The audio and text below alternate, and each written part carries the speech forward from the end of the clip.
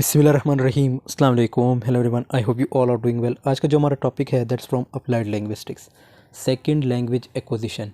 पिछली वीडियो में हमने बात की थी फर्स्ट लैंग्वेज एक्विजिशन की और इसकी थीरीज़ जो फर्स्ट लैंग्वेज में आते हैं। सो उस वीडियो का लिंक आपको डिस्क्रिप्शन में मिल जाएगा, उसको ज़रूर देख लीजिएगा। आज की वीडियो में सेकेंड लैंग्वेज एक्विजिशन और इसमें जो थीरीज़ हैं उसको हम डिस्कस करेंगे। सो टाइम वेस्ट के बगैर let's get started.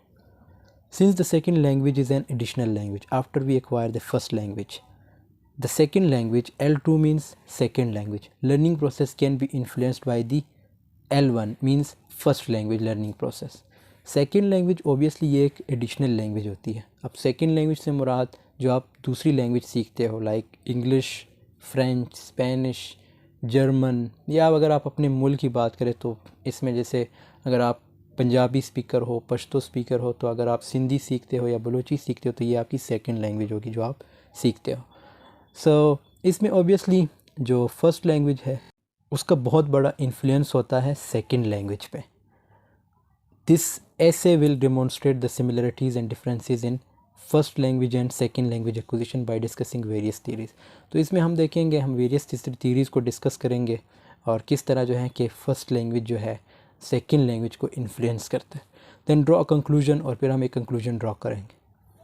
So second language acquisition according to the dictionary of sociolinguistics. अब सोशल लैंग्विस्टिक्स में इसकी डेफिनेशन क्या है? The term second language acquisition, जिसको हम SLA भी कहते हैं, second language acquisition, can be refer to the academic discipline that investigates the process of humans when learning a second language. So दूसरी ज़बान के हुसूल या SLA, जिसको हम सेकेंड लैंग्वेज एक्विजिशन को इस तालीमी नज़्म व ज़ब्त का हवाला दिया जा सकता है जो दूसरी ज़बान मींस L2 या पहली ज़बान के अलावा इजाफ़ी ज़बान सीखने पर इंसानों के अमल की छानबीन करता है। It involves or additional language rather than the first language. It involves the ability of people to use and develop a complex system of sound, word, sentence structure and meaning of any non-native language. अब इसमें होता क्या है? देखो, जो आपकी first language होती है उसमें ऑब्वियसली इतनी कॉम्प्लेक्सिटी नहीं होती, मतलब साउंड्स की, वर्ड्स की, सेंटेंस स्ट्रक्चर की, मीनिंग की। क्यों? क्योंकि वो आप बचपन से सीखते आ रहे हो। लेकिन जब आप दूसरी लैंग्वेज सीखते हो उसमें जो है कम्प्लेक्स सिस्टम ऑफ साउंड आपको देखने को मिलेगा, उनके वर्ड्स डिफ़िकल्ट होते हैं, सेंटेंस स्ट्रक्चर आपने देखना होता है। अभी भी आपने देखा होगा कि बहुत से ऐसे लोग हैं, बहुत से ऐसे स्टूडेंट्स हैं जिनको ये तक नहीं पता कि सेंटेंस स्ट्रक्चर हम किस तरह कंस्ट्रक्ट करते हैं, लाइक इंग्लिश लैंग्वेज की अगर हम बात करें। ये क्यों? क्योंकि ये एक कॉम्प्लेक्स सिस्टम होता है और complex system of sound, word, sentence and meaning, even जो मीनिंग है वो भी कॉम्प्लेक्स होते हैं of any non native language. मतलब नॉन नेटिव लैंग्वेज से मुराद जो आपकी लैंग्वेज ना हो, जो आप सीखते हो, दूसरी लैंग्वेज की बात हो रही।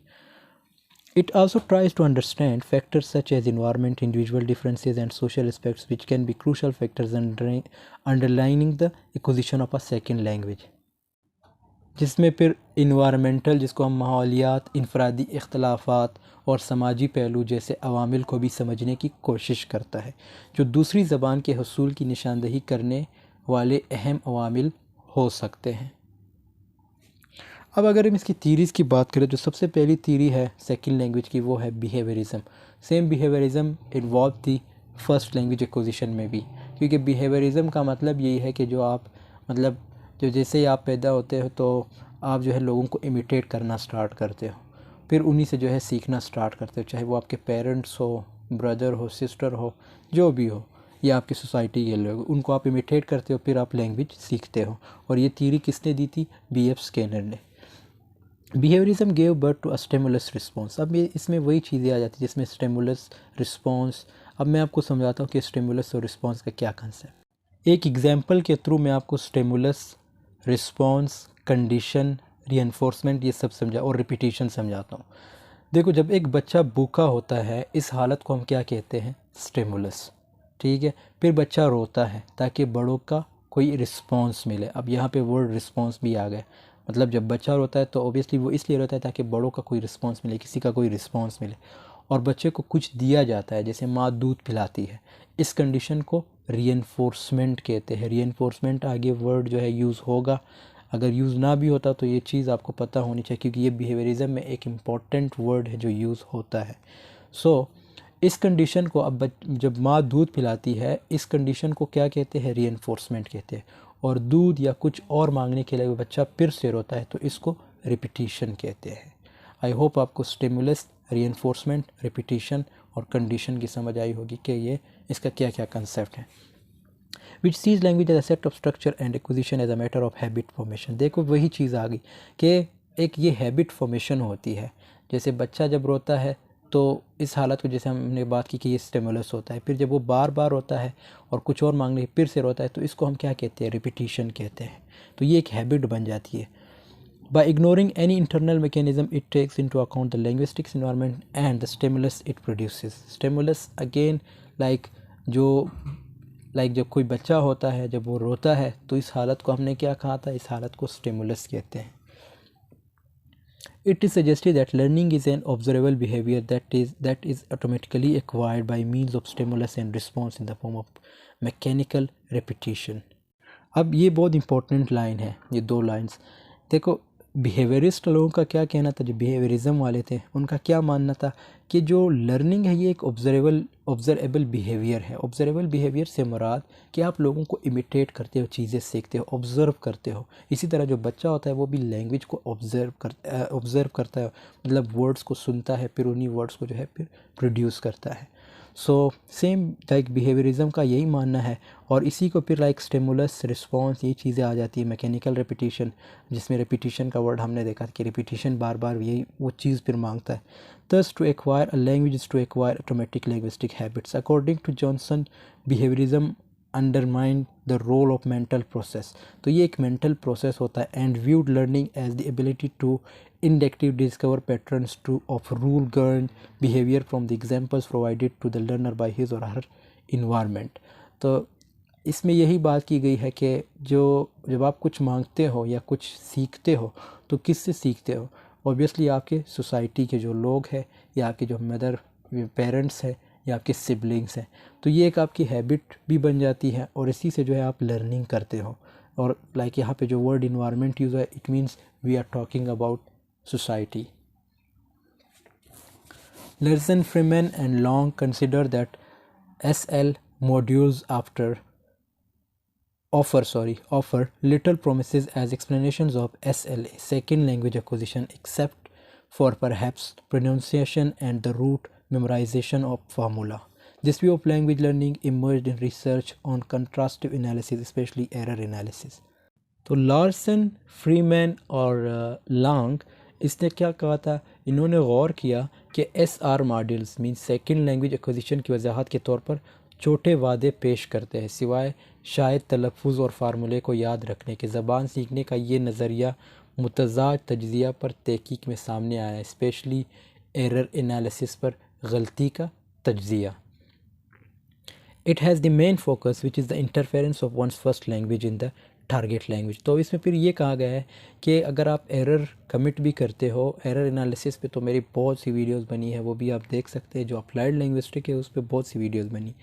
सो एरर एनालिसिस के अगर आप टाइप्स देखेंगे उसमें आपको ये चीज़ देखने को मिलेगी। इसकी जो टाइप्स है उसमें हमने ये बात की थी कि जो सेकेंड लैंग्वेज जब हम सीखते हैं तो उसमें जो है किसका इंटरफेरेंस ज़्यादा होता है, फ़र्स्ट लैंग्वेज का। मतलब आप कोई एरर्स कमिट करते हो तो उस भी मेन वजह क्या होती है, आपकी फ़र्स्ट लैंग्वेज होती है। तो यहाँ पे भी चीज़ वही बात हो गई है कि according to Ellis, an important interaction behaviorism was interlanguage studies as the simple comparison between first and second language neither explained nor described the language produced by second language learners. Overall अगर हम इसको देखें in this ऐसे like interlanguage studies will be excluded as the concern of the area has been mainly with the acquisition of grammatical morphemes और specific language structures. अब according to Ellis के मुताबिक तर्ज अमल का एक अहम रद्द अमल बिन ज़बानी मुतालिहा था, means inter language studies means इसका मुतालिहा था, क्योंकि पहली और दूसरी ज़बान के दरमियान सादा मुवाजना ने सेकंड लैंग्वेज सीखने वालों की तरफ से तैयार करदा ज़बान की ना तो वजाहत की और ना ही इसकी वजाहत की। इस मज़मून में मतलब इस ऐसे में जो इंटर लैंग्वेज ज़बान जो मुतालिहा है, स्टडी है, उसको ख़ारिज कर दिया जाएगा, क्योंकि इलाके की तशवीश बुनियादी तौर पर ग्रामेटिकल मॉर्फीम्स या मखसूस ज़बान के ढांचे के हुसूल के साथ रही है। अब यूनिवर्सल ग्रामर थीरी।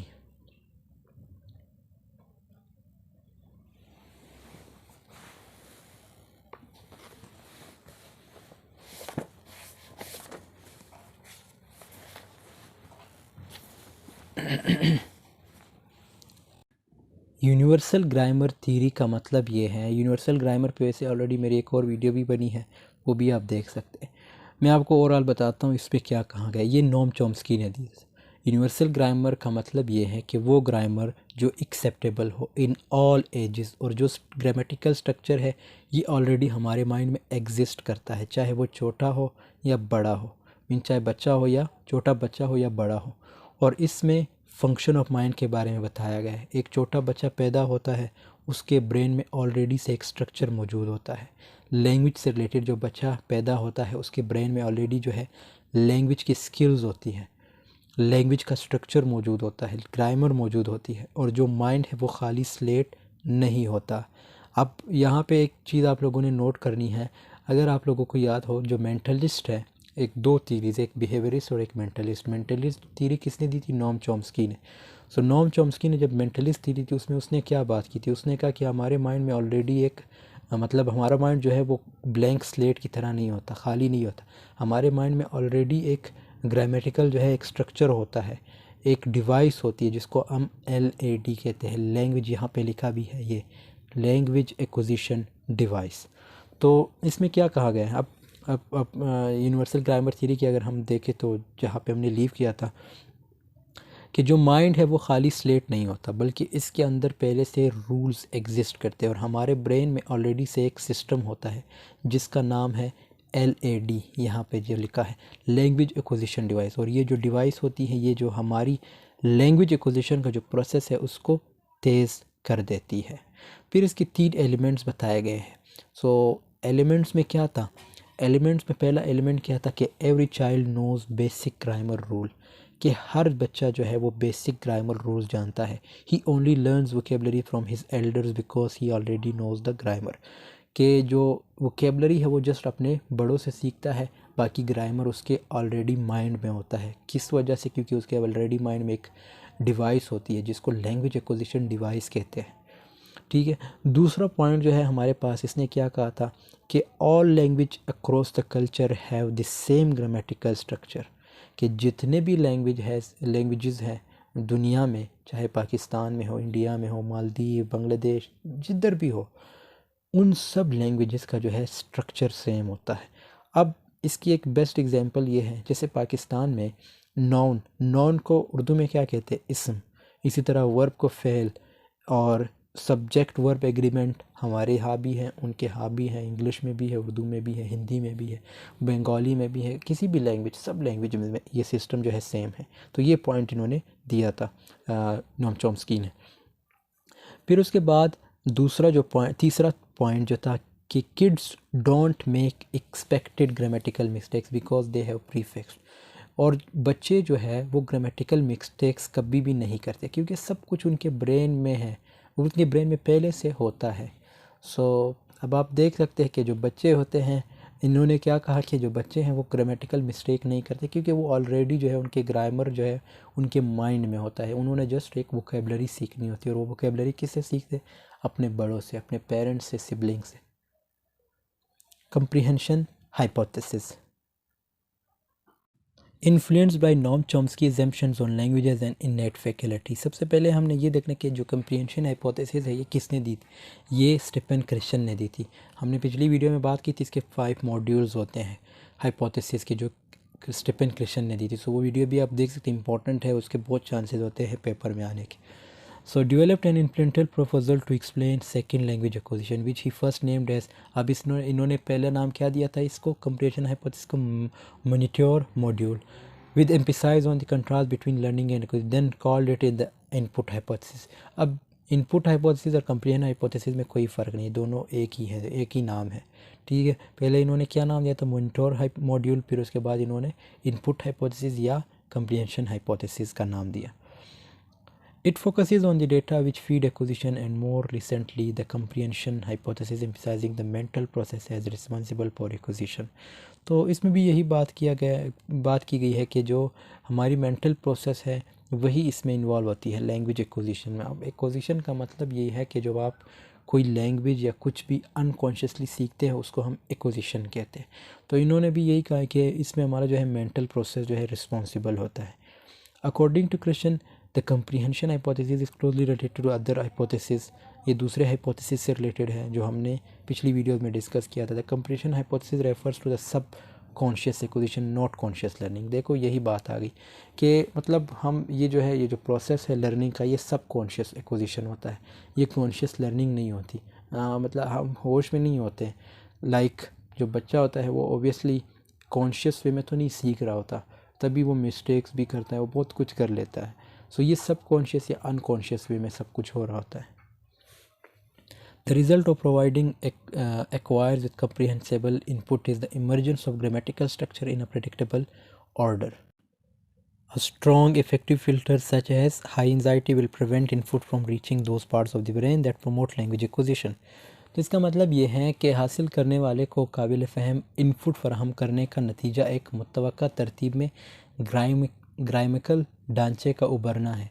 एक मजबूत असरअंगेज़ फ़िल्टर जैसे कि ज़्यादा इस्तराब इनपुट को दिमाग के इन हसूल तक पहुंचाने से रोकेगा जो ज़बान की हसूल को फ़रोग़ देते हैं। According to Lightbrown and Spada, Christian's module views acquisition in a linear perspective, which not only establishes a cause and effect relationship between input and acquisition, but also states that the grammatical structure is acquired in a predictable order. Nonetheless, like in the other theories discussed so far, his theory does not go beyond the acquisition of grammatical structures. Christian's modules lacks research evidence. As Cook points out, it makes sense, it is only terms but is not verifiable.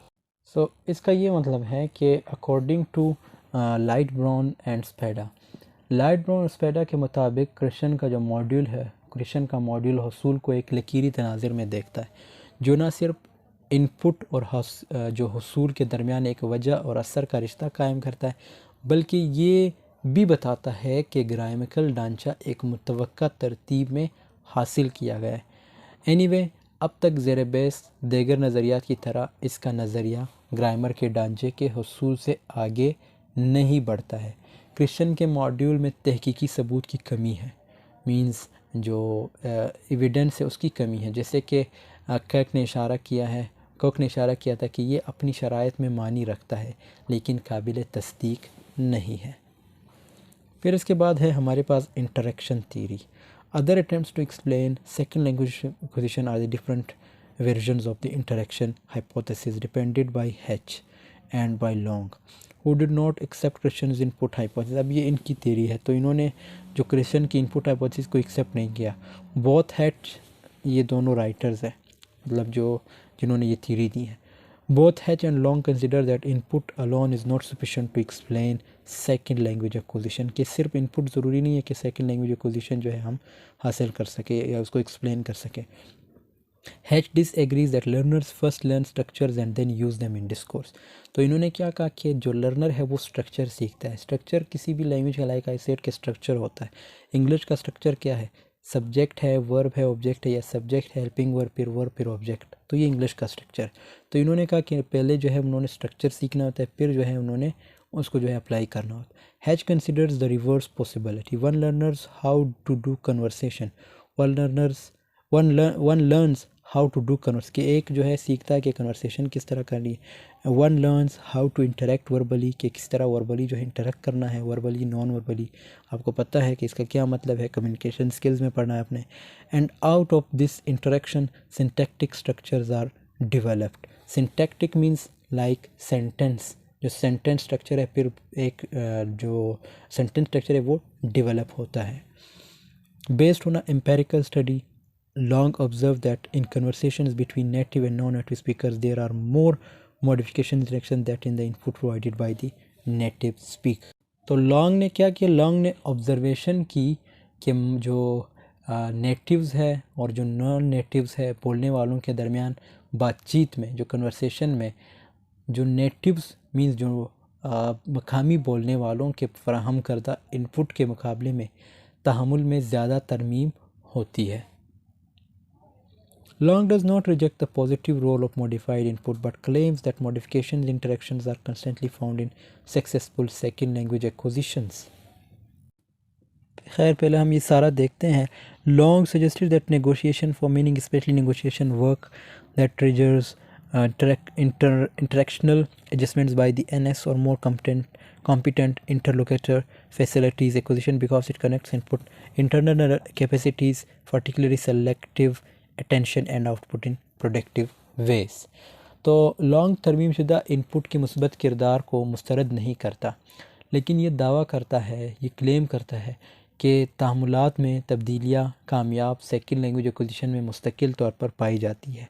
Long तजवीज़ करता है, suggestion देता है कि मानी के लिए negotiation ख़ास तौर पर नेगोशिएशन का काम जो NS या ज़्यादा काबिल इंटरलोकेटर के ज़रिए बाहिमी एडजस्टमेंट को मुतहरिक करता है, उसूल को आसान बनाता है, क्योंकि ये इनपुट अंदरूनी सीखने की सलाहियतों ख़ास तौर पर मुंतखब तवज्जो और पैदावारी तरीक़ों से आउटपुट को जोड़ता है।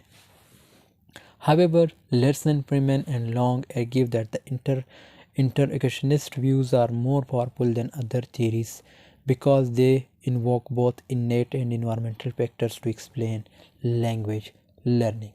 ताहम लॉरेंस जो था, लार्सन, फ्रीमैन और लॉन्ग का इस्तेदाल ये है कि तहम्मुल बसंत नज़रियात दूसरी नज़रियात के मुकाबले में ज़्यादा ताकतवर है, क्योंकि वो ज़बान सीखने की वजाहत के लिए पैदाइशी और माहौलियाती जो इन्वायरमेंटल दोनों अवामिल को इस्तेमाल करते हैं। तो ये अगेन उसकी सिमिलरिटीज़ हैं, ये आप लोग देख लीजिएगा, क्योंकि ऑलरेडी हमने दोनों को डिस्कस कर लिया है, फ़र्स्ट लैंग्वेज एक्विजिशन और सेकंड लैंग्वेज एक्विजिशन को। ये उसकी अगेन थोड़ी बहुत एक्सप्लेनेशन है, अगर आपको उधर से समझ आ गई तो आपको इसको पढ़ने की ज़रूरत है ही नहीं।